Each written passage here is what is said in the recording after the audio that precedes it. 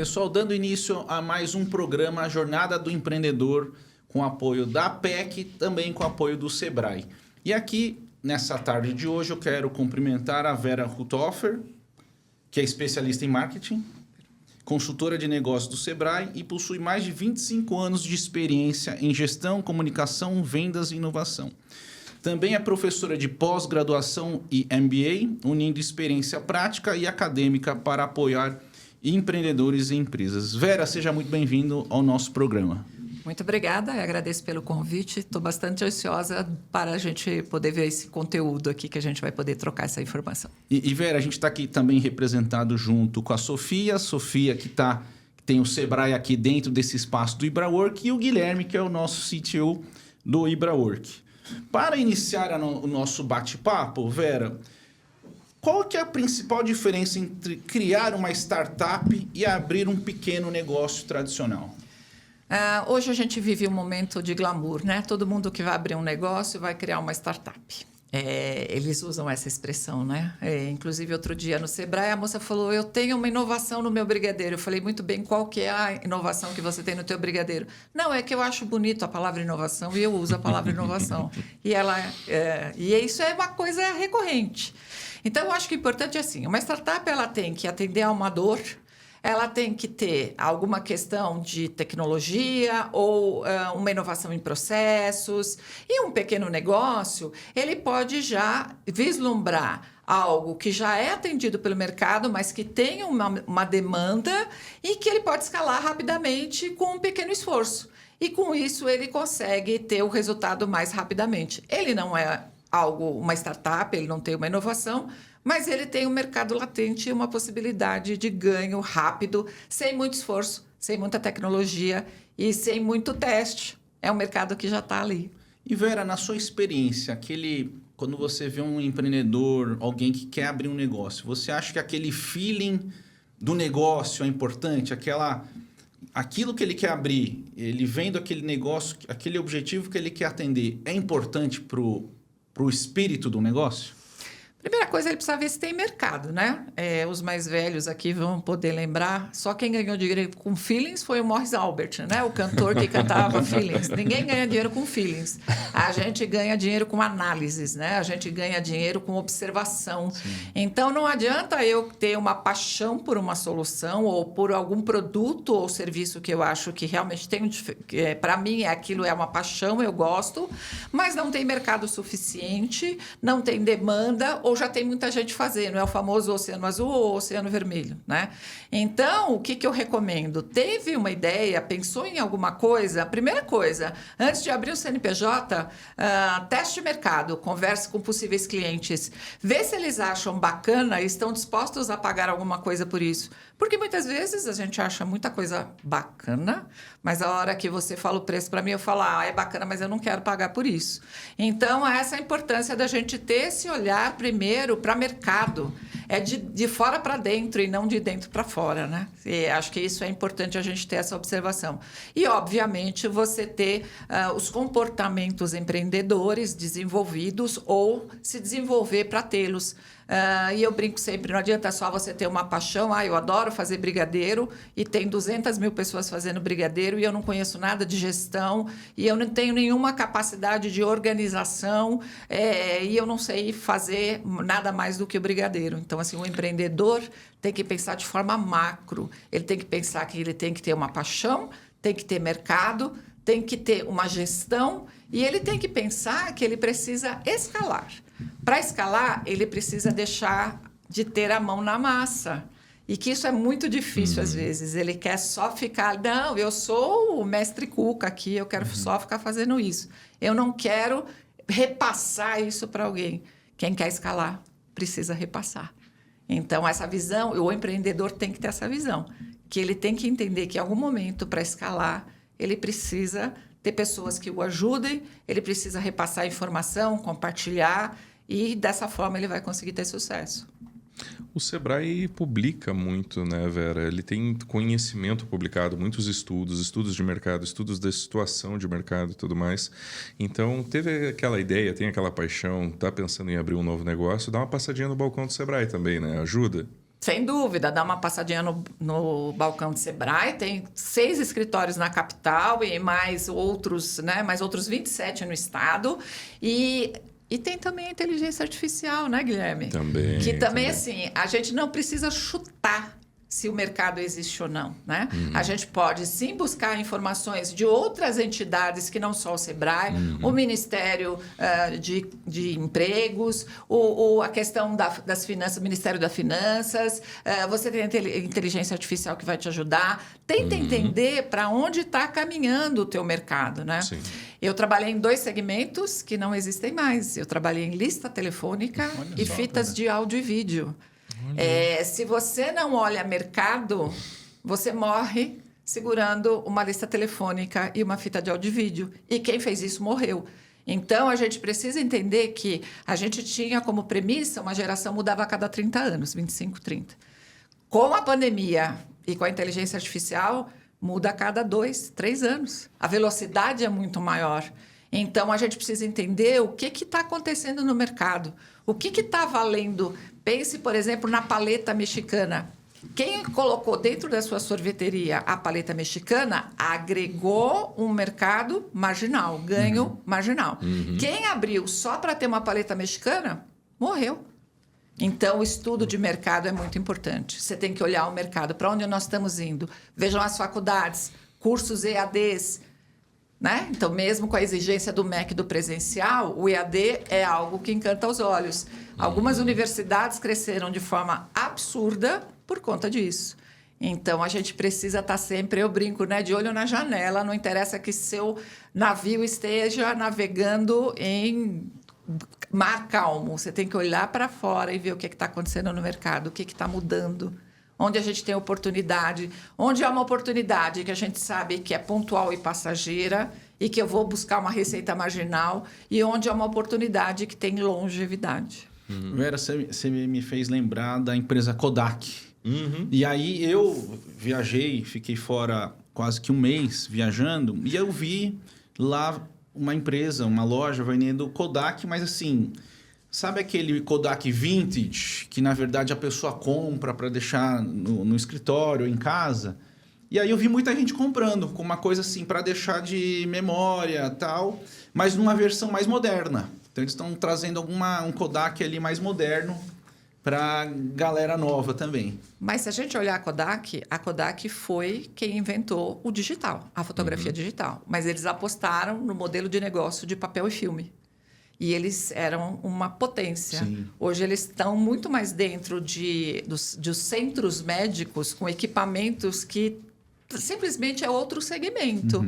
E eles se transformaram num outro tipo de empresa, né? Mas eles não acreditaram no potencial do digital. A mudança, né? É a mudança de comportamento. Exatamente isso. E nesse tempo tão volátil que a gente, toda semana parece que aparece uma nova guerra, uma nova crise, alguma coisa nesse sentido, para o empreendedor brasileiro, como é que ele pode trabalhar a área de inovação para, não digo buscar um pouco mais de estabilidade, porque estabilidade é uma ilusão, mas assim, ter um mínimo de conforto, de planejamento, estar mais apto à mudança em um tempo recorde que exige hoje?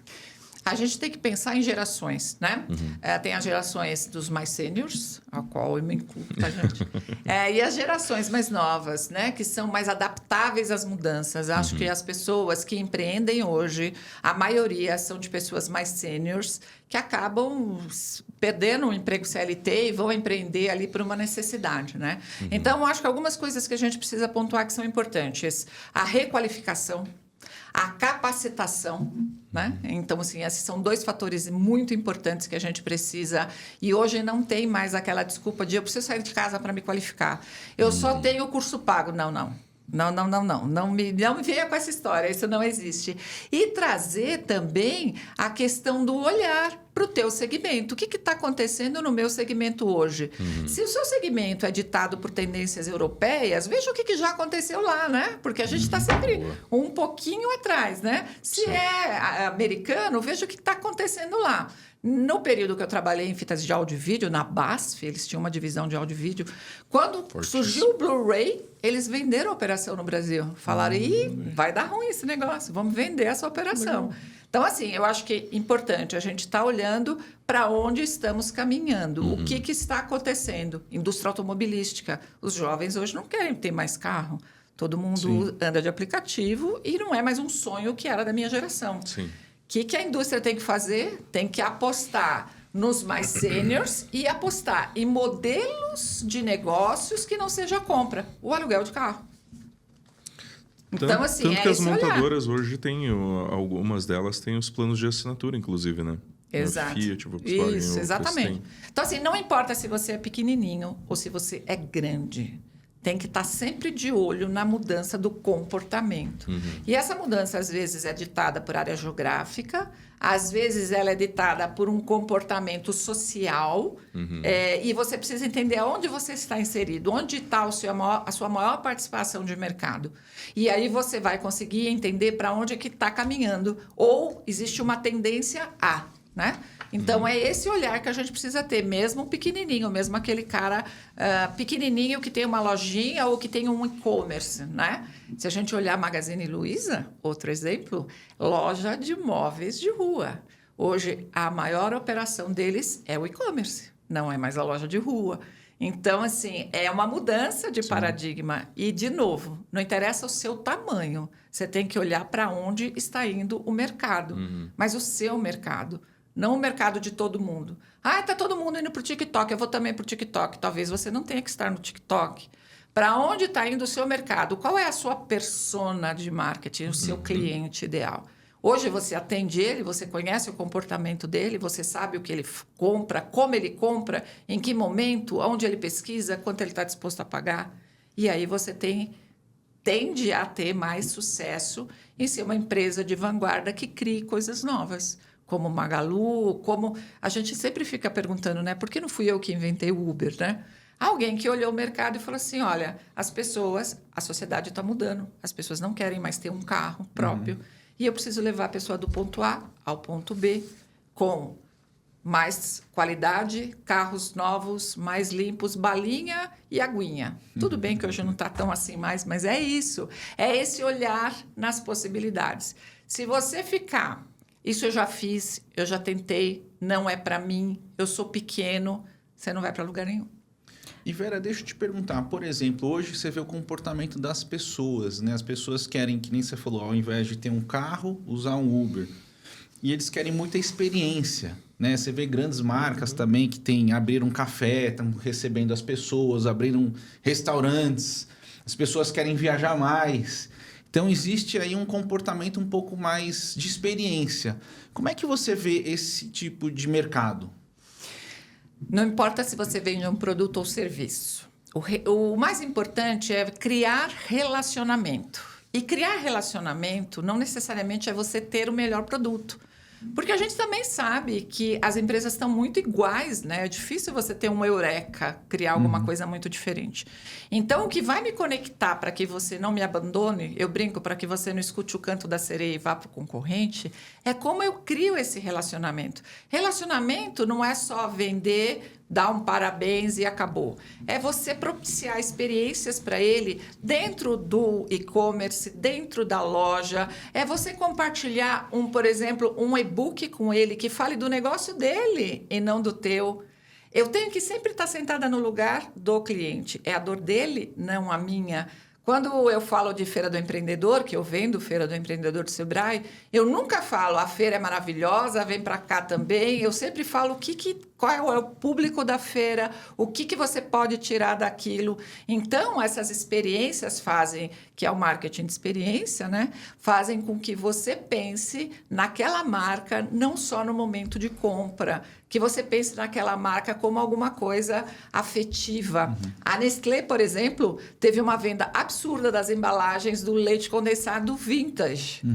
Quem vai guardar uma lata de leite condensado vazia só porque o rótulo é vintage? Mas eles tiveram um aumento de quase 20% de venda de leite condensado. Então, você olha como a conexão faz com que você crie esse relacionamento, com que você aumente as suas vendas, com que ele não passe para o concorrente por qualquer oferta. Então, você tem que pensar o que eu propicio. Um espaço de café, eu propicio para ele uma live, eu faço com ele um grupo de network, tento fazer uma rodada de negócios. Se é um consumo B2C, consumidor final, o que mais que eu posso estar ofertando para ele de conteúdo? Por exemplo, se ele comprou uma camisa azul como a sua, eu posso mandar para ele, por exemplo, alguns modelos de como ele pode fazer combinações. Não estou vendendo nada para ele, eu estou prestando um serviço. Você começa a olhar de uma forma diferente para a marca. Eu começo a olhar assim, ele não está só interessado em me vender, ele está interessado que eu fique bem, que eu saiba fazer combinações, por exemplo. Né? Então, assim, tanto no B2C, quanto no B2B, quanto no B2G, a gente precisa criar relacionamento. Relacionamento não é um celular cheio de WhatsApp. Relacionamento é quando alguém se conecta com a tua marca ou se conecta com você pessoalmente e quando lembrar, ele vai lembrar, estou pensando na camisa, Thomas. É Sim. imediato. Então, acho que isso é muito importante. Quem sai na frente, a gente tem também as questões dos 5 sentidos, né? O aroma, né? Que também hoje é uma estratégia de marketing.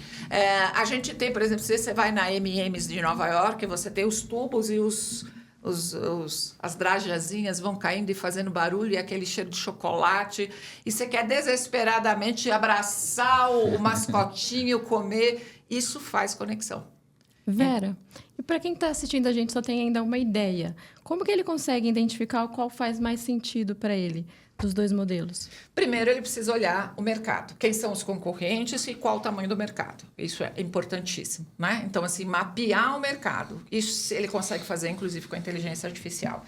Depois, ele precisa... Mapear o mercado. Eu quero navegar num oceano azul, onde, eventualmente, eu tenho um mercado menor, mas eu tenho poucos concorrentes e, portanto, eu posso ter um preço um pouco mais saudável e uma margem de contribuição melhor. Ou eu quero escalar e ganhar no volume, e aí eu vou para um oceano mais vermelho, onde eu tenho mais concorrentes, mas o mercado também é maior. Depois, outra coisa, eu tenho paixão por aquilo. Se você falar para mim, abra um restaurante, eu vou falar para você, não vai dar certo. Eu detesto cozinhar.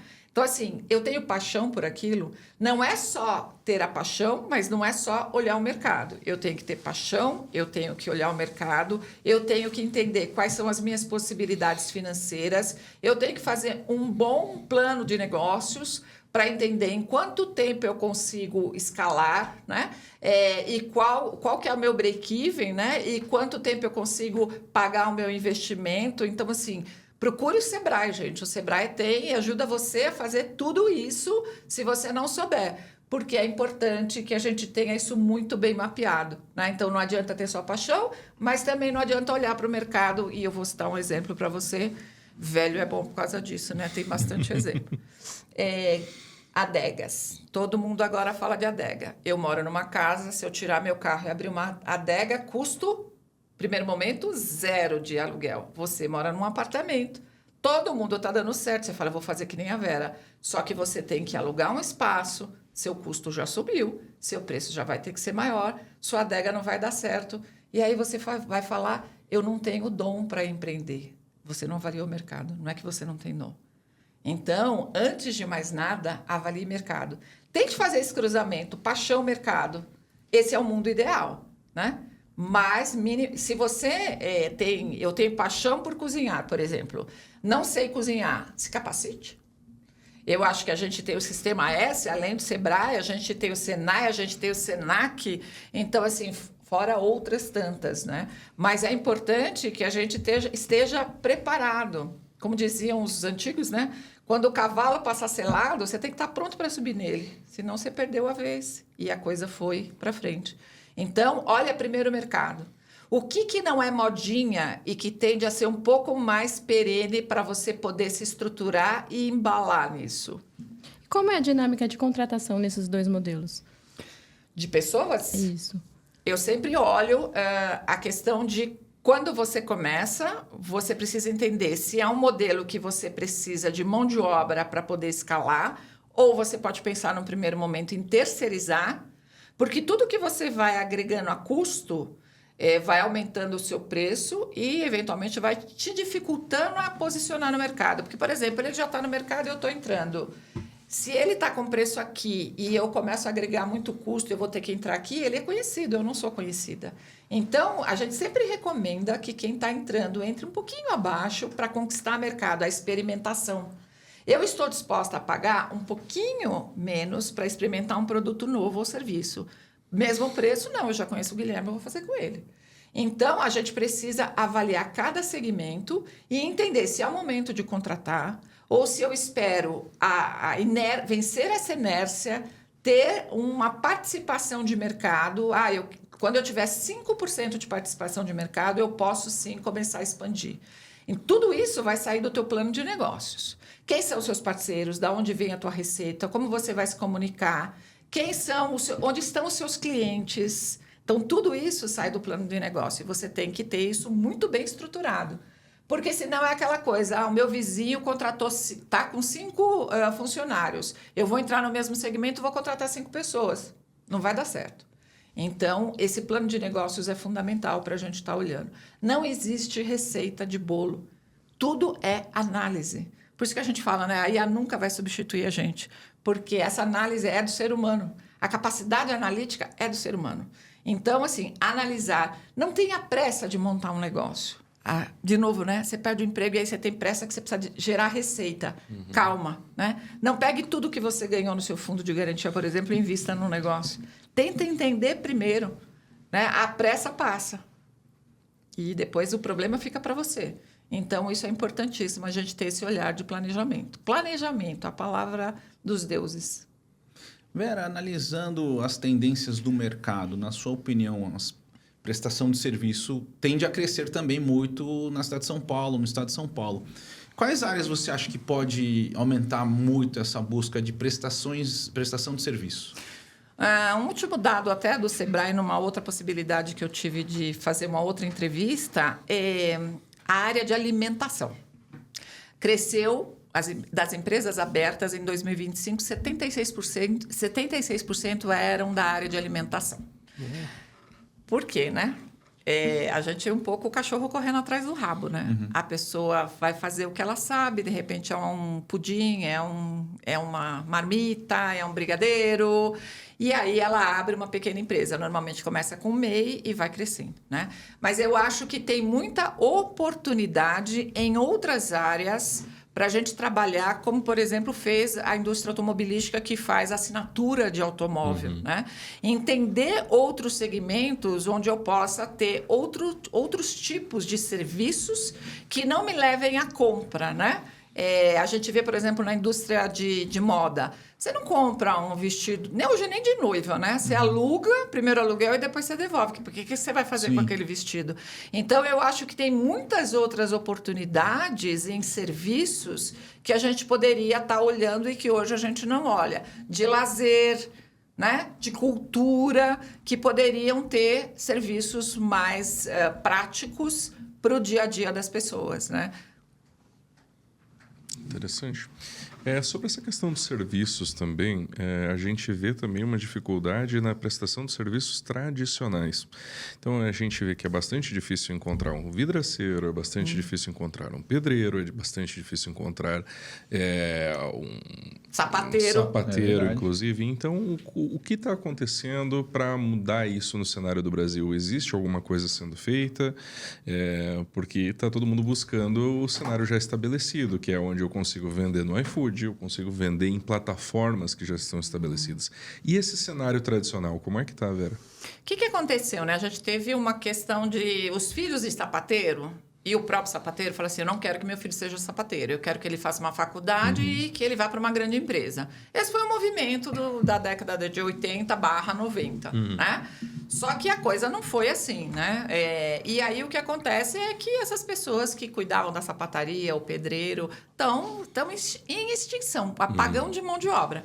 Assim como a gente viu também um apagão de mão de obra, que a gente está passando por isso, está com os reflexos disso, que é na medicina e na engenharia. É verdade. verdade. Porque todo mundo queria ir para a área de comunicação. Eu quero ser influenciador, eu quero fazer videozinho e ficar na minha casa. E hoje a gente está sofrendo com as questões de saúde pública, com as questões de engenharia, por conta desse apagão de mão de obra. Então, o que eu vejo, o que eu tenho visto, pelo menos da política pública, a volta de cursos técnicos para ensino médio. Que é uma coisa que, por exemplo, na minha geração a gente teve. Eu fiz, por exemplo, análises clínicas. Eu poderia trabalhar num laboratório, por exemplo. Que já te dá uma profissionalização. Com certeza. Então, essa coisa, assim como a startup tem um glamour, estar numa faculdade tem um glamour. Mas, primeiro, vira engenheiro que faz suco. As faculdades caíram muito de nível. Eu dou aula em cursos de MBA e pós-graduação há 15 anos, em várias, que eu não vou citar o nome. E o nível caiu muito. E as pessoas fazem uma faculdade de segunda linha e depois vão fazer um MBA para chancelar a sua faculdade. Só que não tem espaço no mercado. Mas ele também não quer dar o passo atrás e ser um pedreiro. Porque isso para ele é dizer para a família, olha, eu fracassei. Eu estou hoje assumindo a posição do meu pai, eu sou um fracassado. Então, é uma questão de geração mesmo. E que eu acho que vai demorar para ter essa virada. Eu, assim, olhando um pouco aqui da minha experiência, vai demorar para ter essa virada. E a gente tem uma dificuldade, apagões em muitas áreas, né? Então, assim, é uma dificuldade realmente para achar um sapateiro hoje. Você reza, dá 3 pulinhos e tenta achar um, porque não existe. E tem uma questão social do consumo de descarte. Né? Que mudou também, né? Que mudou também. Que agora a gente está vendo as questões de economia circular e a gente viu um boom de brechós, né? Porque acabou essa conversa. Mas, se a gente olhar como a indústria hoje produz, ela continua olhando para a indústria de descarte. Você compra uma máquina de lavar, 2 anos você joga ela fora porque ela não tem mais jeito. E você tem que comprar outra. Então, tem uma dicotomia muito forte entre o que a sociedade está construindo, o que as empresas estão construindo e que os profissionais estão construindo. Então, assim, é um pouco confuso. E Vera, deixa eu te perguntar. A gente sabe que o Sebrae tem esse fortalecimento para o pequeno, médio empreendedor. Existe algum diálogo do Sebrae com essa parte das ETECs, FATECs também, para... Realmente, o que o Guilherme falou aqui é super importante, porque está faltando mão de obra, mas, ao mesmo tempo, existe um fortalecimento do empreendedor com as entidades que fortalecem e ajudam a criar esses empregos, preparam, né, essa população para o mercado de trabalho? Sim, a gente tem vários acordos com as FATECs, as ETECs, o Senai, e a gente muitas vezes oferece para grupos mais vulneráveis a execução de cursos específicos. A gente tem, por exemplo, no SEI Parque Bristol, um grupo onde eles têm uma cozinha, foi aprovada pelo Senai, e eles estão fazendo cursos de alimentação, panificação, eles estão fazendo cursos de extensão de cílios, manicure. Então, o Sebrae tem essa preocupação. Obviamente, depende também muito da movimentação social, porque também tem uma questão, eu não tenho uma profissão, eu não sei o que fazer, e a hora que você oferece, às vezes não tem a adesão necessária, né? Porque é mais fácil, de repente, eu tentar ser influenciador, né? Que é uma coisa que eu vou fazer lá da minha casa e sem muito sacrifício.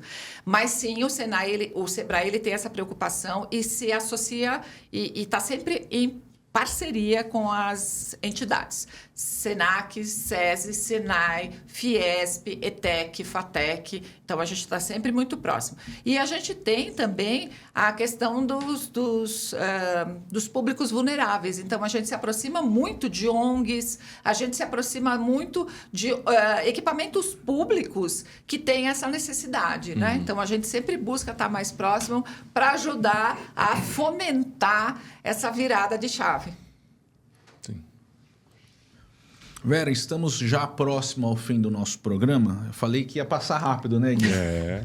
Mas antes disso, a gente queria colocar para você falar aqui das suas considerações finais do nosso programa Jornada do Empreendedor.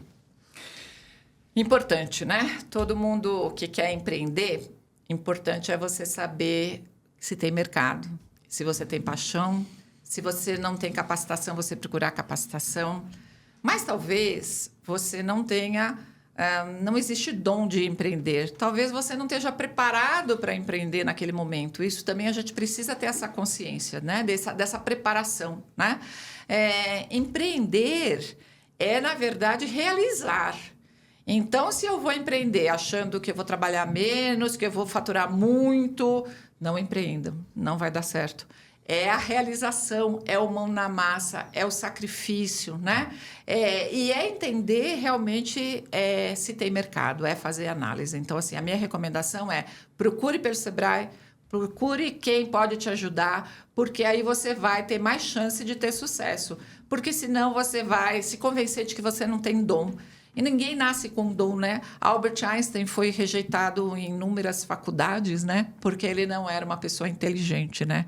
Então, acho que é importante a gente entender que não existe dom. 70% é sacrifício, é suor, 30% é eureka. Eu não sou um gênio, eu não tenho eureka, eu tenho 100% de suor. Então, acho que isso é importante. E eu procuro me capacitar, eu acho que essa é uma coisa importante. Então, a capacitação, o Sebrae tem cursos online, você que está assistindo a gente aqui, sebraesp.com.br, tem vários cursos online para você fazer. Você escolhe e faz no seu tempo e você vai ganhar o seu certificado, obviamente. Vá nos escritórios regionais que tem cursos presenciais, que é muito bacana, muito importante, porque você também tem a troca de experiência com outros empreendedores. Participe das ações do Sebrae, de eventos, olhar outros empreendedores, onde eles acertaram, onde eles erraram. De repente você falar, eu também estou errando aqui, né? Essa troca de experiências é fundamental. Mas outra, procure capacitações online gratuita. Gente, não existe mais essa desculpa de eu não tenho horário, eu não tenho dinheiro. Então, assim, essa busca por capacitação, ela é muito importante, tá? Então, assim, antes de empreender, se capacite, entenda exatamente onde você vai entrar. Pessoal, muito obrigado pela presença de vocês até esse presente momento e agradecer a Vera aqui pela belíssima aula de empreendedorismo e agradecer também a Sofia e o Guilherme. Apresentado aqui por IbraWork, APEC e Sebrae. Jornada do Empreendedor. Até a próxima, pessoal.